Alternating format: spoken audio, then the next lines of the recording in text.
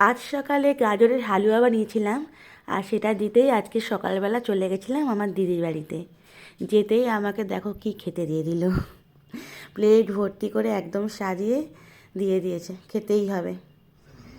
দেখো আজকে ব্রেকফাস্টে আমার কি আছে, ডিম টোস্ট, আমন্ড ভেজানো 4টে, খেজুর আছে, আর অঙ্কুরিত ছোলা, আর এটা হচ্ছে পুদিনা আর ধনেপাতার চাটনি, বাড়িতে বানানো। দেখো এই চাটনি দিয়ে আমি এই টোস্টটা, না আগে আমন্ডটা খাই।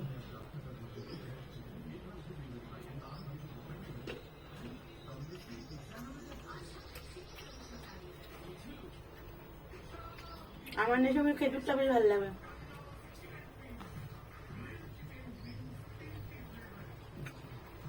খেজুরটা আমার দারুণ লাগে, শুধু শুধু বসে বসে খাই।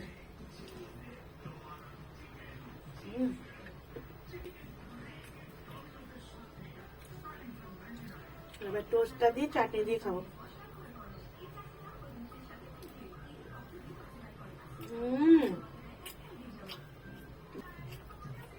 আমার দিদি বানিয়েছে বাড়িতে, এত ভালো হয়েছে।